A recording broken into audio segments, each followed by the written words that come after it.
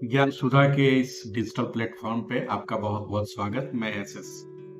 साथियों, आज बिहार लोक सेवा आयोग की मुख्य परीक्षा की तैयारी कैसे करें, इसको लेके मैं आपके सम्मुख उपस्थापित हुआ हूँ। सर्वप्रथम 71वीं प्रीलिम्स में क्वालिफाई सभी विद्यार्थियों को मैं बहुत बहुत मुबारकबाद पेश करता हूँ, शुभकामनाएं अर्पित करता हूँ। साथियों, यूं तो मैं देख रहा हूँ कि डिजिटल जो भी चैनल्स हैं लगातार बाढ़ आई हुई है सामग्रियों की, लेकिन मेरा ये दायित्व बनता था कि बिहार प्रशासनिक सेवा का एक वरीय पदाधिकारी होने के नाते और लगातार मैंने जो बीपीएससी को ऑब्जर्व किया है उसके मद्देनजर मैं आपसे रूबरू और कुछ ऐसी बातें रखूं जो मुझे लगता है कि आपको अपनी तैयारी के केंद्र बिंदु में रखना चाहिए। सर्वप्रथम हम जानते हैं कि मुख्य परीक्षा में सामान्य हिंदी का एक पेपर होता है जो अर्हक प्रकृति का होता है, लेकिन जो सारा खेल जिस पे टिका है वो है सामान्य अध्ययन पत्र, प्रथम पत्र और द्वितीय पत्र। दो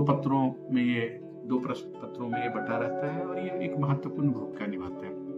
उसके साथ जो ऐसे जो हालिया वर्षों में जो बीपीएससी ने अपने पाठ्यक्रम में इसे जोड़ा, तो आज के डेट में अगर हम कहें तो ये निर्णायक इसकी भूमिका रहती है। तो बिना निबंध की अच्छी तैयारी किए बगैर आप परीक्षा में सफलता नहीं प्राप्त कर सकते, और सफलता मिल भी जाती है तो रैंक निर्धारण में निश्चित रूप से निबंध की बहुत ही महत्वपूर्ण भूमिका है। और इसी प्रभावशाली भूमिका को कैसे हम अच्छे से निर्वाहित करें, संपादित करें, निष्पादित करें, उसी के मद्देनजर हम आपसे जुड़े हैं। तो आज की वीडियो में मैं सामान्य अध्ययन की चर्चा करूंगा और फिर प्रयास करूंगा कि अगली वीडियो में निबंध के प्रश्न पत्र पर आपसे जुड़ूं। सर्वप्रथम जो भी बिहार लोक सेवा आयोग की मुख्य परीक्षा की तैयारी कर रहे हैं या करेंगे, उनका ये दायित्व बनता है कि वो पाठ्यक्रम का अच्छे से अध्ययन कर लें कि बिहार लोक सेवा आपसे चाहता क्या है।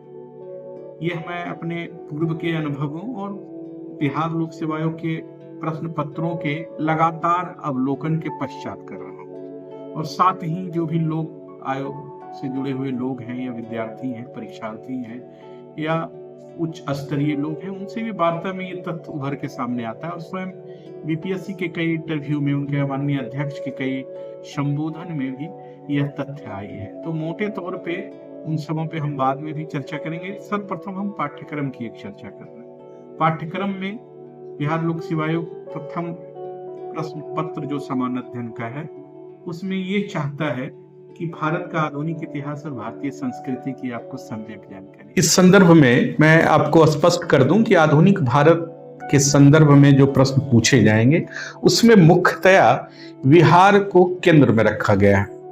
आधुनिक भारत विशेषकर बिहार के संदर्भ में इतिहास और भारतीय संस्कृति के अंतर्गत लगभग 19वीं शताब्दी के मध्य भाग से लेकर देश के इतिहास की रूपरेखा के साथ गांधी जी, रविन्द्रनाथ टैगोर और नेहरू जी से संबंधित प्रश्न भी सम्मिलित रहेंगे।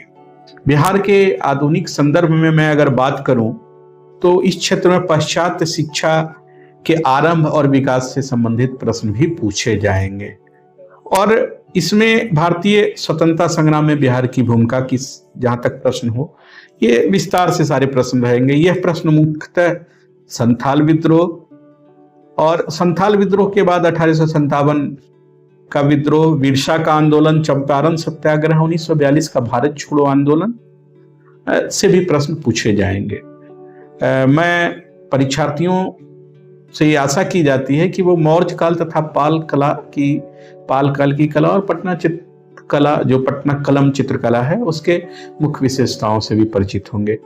तो कुल मिला के जो बिहार के आधुनिक इतिहास या भारत के आधुनिक इतिहास की जो धारा है, वो मुगलों के पतन के बाद जो नई 18वीं शताब्दी के नए भारतीय राज्य या समाज विकसित हो रहे हैं, कैसे मुगलों की सत्ता के पतन के बाद छोटे छोटे देसी रियासत और फिर रजवाड़ा, और फिर उसमें हम देखते हैं कि कैसे मराठा आगे बढ़ते हैं या इस तरह की क्षेत्रीय शक्तियां आगे बढ़ती हैं, और फिर अंग्रेजों का आगमन या यूरोपीय कंपनियों का भारत में प्रवेश होता है, और फिर कैसे वो यूरोपीय कंपनियां भारत के अधीनस्थ राज्यों को धीरे धीरे समाप्त करके आगे बढ़ती है, और फिर एक तरह से अंग्रेजों की सत्ता स्थापित होती है और 1857 की क्रांति, या 1857 की क्रांति में जिस प्रकार से ईस्ट इंडिया कंपनी का खात्मा होता है और सीधे सीधे ब्रिटिश क्राउन के नीचे भारतवर्ष को ले लिया जाता है, उसके बाद एक नई कहानी शुरू होती है।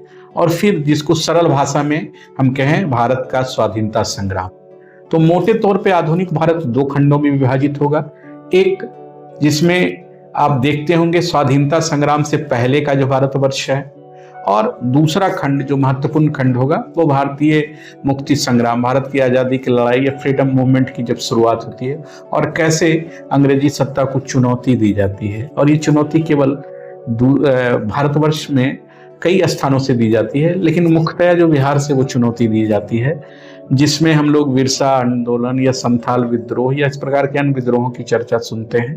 विशेषकर 1857 में तो आप देखते होंगे कि बिहार की एक केंद्रीय भूमि। तो इसको और सरलता से मैं अगर कहूं तो विद्यार्थियों का ये दायित्व बनता है कि अध्यायों की एक सूची बना लें कि कौन कौन से टॉपिक पर उनको तैयारी करना है। और मुश्किल से 20 टॉपिक्स हैं जिसको मैं समझता हूं कि उस पर उनके नोट्स तैयार रहने चाहिए। अधिकृत पुस्तक जो भी ऑथेंटिक बुक्स हैं उनसे प्रश्न वो तैयार रहें। और अमूमन मैंने ये देखा है, या आप भी ऑब्जर्व करेंगे कि संथाल विद्रोह हो, बिरसा विद्रोह हो, आदिवासी विद्रोह हो, किसान विद्रोह हो, या इस तरह का मजदूरों का संगठित विद्रोह हो, वो तो आते ही आते हैं। लेकिन चंपारण सत्याग्रह के बाद जिस प्रकार से चंपारण भारतवर्ष के स्वाधीनता संग्राम के केंद्र में आता है, बिहार भी केंद्र में आता है। और गांधी जी का जो भी मूवमेंट हो, चाहे वो सविनय अवज्ञा आंदोलन हो या उनके बाद के रचनात्मक आंदोलन हो, या 1942 में तो बिहार केंद्र में ही है स्वाधीनता संग्राम के, उसमें बिहार के भिन्न भिन्न आजाद दस्ता की भूमिका हो, जयप्रकाश नारायण की भूमिका हो, क्रांतिकारियों की भूमिका हो, संविधानवादियों की भूमिका हो, इस प्रकार से कैटेगरी वाइज आप अलग अलग खंड बना के उस पर नोट्स, 2 पेज का नोट्स तैयार कर लेंगे, ताकि आपको जो प्रश्न पूछे जाएं बिहार लोक सेवा आयोग में, उसके अच्छे से आप जवाब दे सकें। यहाँ पे मैं एक बात को और जरूर बताना चाहूंगा कि जो आर्ट एंड कल्चर वाला सब्जेक्ट है उस पे आप 2-2 पेज का नोट्स तैयार कर लीजिए। मोटे तौर पे ये वो क्षेत्र है जिससे क्या प्रश्न पूछे जाएंगे वो सहज रूप से आप इसका अंदाजा लगा सकते हैं। पाल कला हो, मौर्य कला हो, चित्रकला की मधुबनी शैली हो, या पट्टा कलम चित्रकला हो, या और भी सुजनी कला हो, या बिहार की अन्य कलाएं भी हों, उनको आप एक जगह संग्रहित करके 2-2 पेज में जब नोट्स बना लेंगे तो सारे प्रश्न वहीं से आते हैं। और इस संदर्भ में मेरी जो अनुशंसा होगी, प्रबल अनुशंसा होगी, वो ये होगी कि पूर्व के 10 वर्ष में जितने भी प्रश्न आए हैं उन प्रश्नों को एक बार जरूर आप अच्छे से उसका अभ्यास करें। इसी संदर्भ में मैं बात को आगे ले जाना चाहूंगा। विचारकों में गांधी जी, नेहरू जी और रविन्द्रनाथ टैगोर के विचारों से जुड़े प्रश्न आते हैं और उनमें एक तुलनात्मक अध्ययन भी किया जाता है। इसमें बाबा साहब भीमराव अंबेडकर की भी मैं चर्चा करना चाहूंगा कि उनके भी विचारों को आप जान लें। तो इसको 2 खंड में तैयार किया जाना चाहिए, एक कृतित्व और एक व्यक्तित्व। कृतित्व में उनके द्वारा जो कार्य किए गए, और व्यक्तित्व में उनकी जो अपनी सोच थी, उनका जो अपना विकास क्रम है, जीवन दृष्टि को लेके जो उनकी अपना नजरिया हो या दृष्टिबोध हो, इस पे प्रश्न जरूर तैयार किए जाने चाहिए। मसलन गांधी जी ने धर्म पे क्या बात कही, राजनीति पे क्या बात कही, महिलाओं पे क्या बात कही, सामाजिक प्रगति पे क्या बात कही, शराबबंदी पे क्या बात कही, अहिंसा पे क्या बात कही, मूवमेंट पे क्या बात कही, महिला शिक्षा को लेके क्या काम किया, क्या बात कही। समग्र रूप से उनके विचार ही आधुनिक भारत की बुनियाद है। और ये केवल उन्हीं के विचार ने, रविन्द्रनाथ टैगोर का विचार हो या पंडित नेहरू साहब के विचार हो या डॉक्टर अंबेडकर साहब के विचार हो, तो इस पे अच्छे से आप 2-2 पेज में नोट्स तैयार कर लें। निश्चित रूप से ये आपको ऐसे में भी आगे जाके काम करेगा। और सामान्य अध्ययन प्रथम प्रश्न पत्र के संदर्भ में तो यह अति महत्वपूर्ण है।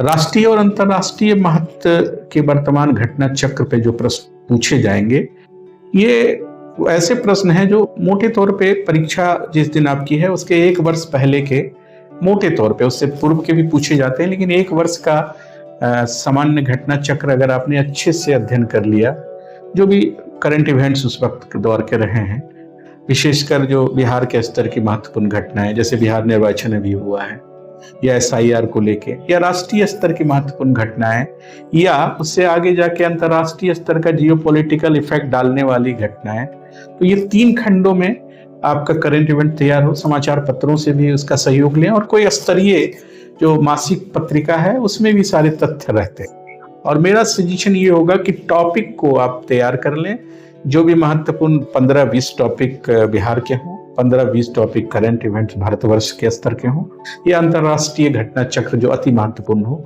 तो इस प्रकार से 50-60 प्रश्नों की एक श्रृंखला तैयार कर लें और उस पर आप प्रैक्टिस करें। जो प्रश्न अभी तक विगत 10 वर्षों का मैंने अध्ययन किया है, वह स्पष्ट है कि घटनाएं ऐसी हैं जो बहुत राष्ट्रीय महत्व रखती हैं, उन्हीं घटनाओं को पूछा जाता है। और अंतर्राष्ट्रीय घटनाओं का भी भारत के संदर्भ में जोड़ के प्रश्न पूछने की प्रकृति रही है या प्रवृत्ति रही है। तो करंट इवेंट्स की तैयारी हमारी बहुत ही मजबूत होनी चाहिए। और इसमें जब आप समाचार पत्रों का अध्ययन करेंगे, तो जो BPSC के लिए मेरी अपनी जो सोच है, इसमें तार्किकता, मौलिकता और आपके तथ्यों के ज्ञान के साथ साथ प्रस्तुतिकरण केंद्रीय भूमिका निभाता है। तो अच्छे से आप तभी प्रस्तुत कर पाएंगे, या नए फैक्ट्स को रख पाएंगे, या अपने नैरेटिव्स को अच्छे से एस्टेब्लिश कर पाएंगे, जब आप समाचार पत्रों से, अद्यतन घटनाओं से सही तरीके से वाकिफ हो। ये विश्लेषण, आरेखन और चित्रण, ये DI जो है बहुत ही महत्वपूर्ण भूमिका निभाती है। लगभग 70-72 अंकों का ये जो आपका पत्र है, इसमें लगभग पूरे मार्क्स आने की संभावना रहती है। और इसकी तैयारी भी बहुत कोई रॉकेट साइंस नहीं है। पूर्व के 10 वर्षों के प्रश्न पत्रों का सही तरीके से अध्ययन मोटे तौर पे आपको एक मजबूत बुनियाद देगा, और उसके आधार पे मार्केट में कोई भी स्तरीय पुस्तक जो उपलब्ध है उसको थोड़ा सा भी आप अभ्यास कर लेंगे, क्योंकि इसमें अभ्यास की बड़ी केंद्रीय भूमिका है। तो इससे आप परफेक्ट भी होंगे और आपके अंदर एक कॉन्फिडेंस भी आएगा। कुल मिला के सामान्य अध्ययन प्रश्न पत्र का आज मैंने विस्तृत विश्लेषण किया, और मैं आशान्वित हूं कि यह प्रश्न पत्र एक ऐसा प्रश्न पत्र है जिसमें आप 30 से 45 दिनों के अंदर अच्छी तैयारी कर सकते हैं। बस मेरा अनुरोध यही रहेगा कि जो आप पढ़ें उसको नोट्स के रूप में जरूर तैयार कर लें, और विश्लेषणात्मक रूप से प्रैक्टिस करेंगे तो आपके अंदर एक आत्मविश्वास का भी विकास होगा, और आपको अपनी कमियां भी दिखेंगी कि कौन सा ऐसा बिंदु है जहां पे ज्यादा कार्य करने की जरूरत है। इन्हीं शब्दों के साथ बहुत बहुत धन्यवाद।